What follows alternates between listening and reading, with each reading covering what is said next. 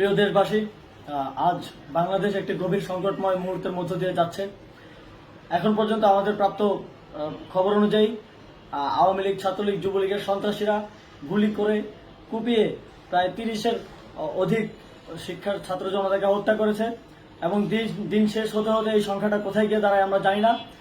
এরই প্রেক্ষিতে আমরা একটি সিদ্ধান্ত নিয়েছি। আমাদের একটি জরুরি সিদ্ধান্ত মোতাবেক আমাদের যে 6 তারিখের যে লং মার্চ টু ঢাকা কর্মসূচি ছিল সেটাকে আমরা একদিন এগিয়ে নিয়ে এসেছি।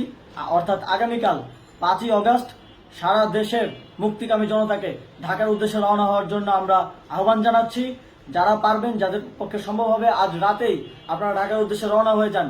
আমরা আগামীকাল সারা দেশের মুক্তিকামী জনতাকে ঢাকায় আসার আহ্বান জানাচ্ছি। বিশেষ করে ঢাকার আশেপাশে যে জেলাগুলো আছে, আপনারা দায়িত্ব নিয়ে মসজিদের মাইকে ঘোষণা দিয়ে যাদেরকে পাবেন সবাইকে নিয়ে ঢাকার উদ্দেশ্যে রওনা হন। এই লড়াই আমাদের জন্য একটি চূড়ান্ত লড়াই। আমরা চূড়ান্ত ঘোষণার জন্য প্রস্তুত। আমরা গণভবনের দিকে যাত্রার জন্য প্রস্তুত এবং সেই উদ্দেশ্যেই আপনারা সবাই ঢাকা আসুন। আমরা আপনাদের সবাইকে নিয়ে আমাদের চূড়ান্ত দাবি আদায়ে এগিয়ে যাব। আমি জানি না সমন্বয়করা আজকে রাতে বেঁচে থাকতে পারবে কিনা, কিন্তু আপনাদের উপর আমরা এই দায়িত্ব দিচ্ছি। আপনারা সবাই নিজ দায়িত্বে ঢাকায় আসবেন আগামীকাল এবং পরশু পরিস্থিতি বিবেচনা করে পরশু গণভবনের দিকে 4 দিক থেকে আমরা রওনা হব। আমরা খুব আতঙ্কের সাথে লক্ষ্য করছি যে ছাত্রলীগ, যুবলীগ এবং আওয়ামী লীগের গুন্ডারা পুলিশের অস্ত্র দিয়ে পর্যন্ত সাধারণ জনগণের উপর হামলা করছে। কিন্তু একটি সুখের খবর হচ্ছে, সারা দেশের বিভিন্ন স্থানে সেনাবাহিনী ছাত্র জনতার পক্ষে দাঁড়িয়েছে। আবার কিছু কিছু জায়গায় যেমন মিরপুর ও মোহাম্মদপুরে সেনাবাহিনী ছাত্র জনতার বিপক্ষে দাঁড়িয়ে গুলি চালাচ্ছে।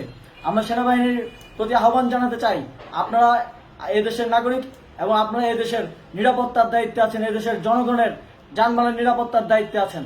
আপনারা দেশের পক্ষে এবং দেশের জনগণের জন্য কাজ করবেন। কোনো খুনি সরকারের জন্য, কোনো খুনি রাজনৈতিক দলের জন্য কাজ করবেন না। এটি এদেশের জনগণ আপনাদের থেকে প্রত্যাশা করে। আমাদের এই আন্দোলনে সম্পূর্ণ সমর্থন দিয়ে হয় নিরপেক্ষ থাকুন, অথবা এই খুনি বাহিনীকে, সরকারের খুনি বাহিনীকে প্রতিহত করুন, তাদেরকে যথাযথ শাস্তির আওতায় নিয়ে আসুন। যেই কারফিউ সরকারের পক্ষ থেকে ঘোষণা করা হয়েছে, আমরা স্পষ্টভাবে বলতে চাই, সেনাবাহিনী এই ধরনের কোনো কারফিউ বাস্তবায়নের জন্য মাঠে না নামে।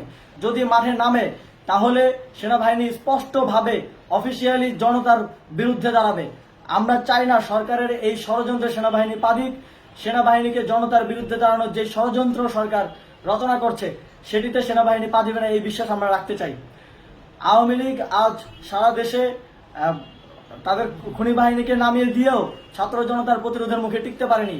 রাজপথের পরাজিত শক্তি হিসেবে তারা সেনাবাহিনী সহ অন্যান্য বাহিনীকে আমাদের বিরুদ্ধে কাজে লাগানোর চেষ্টা করছে।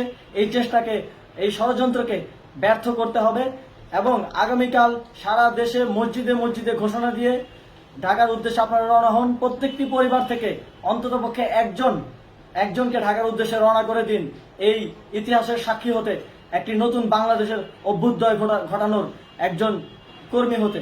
ধন্যবাদ সকলকে।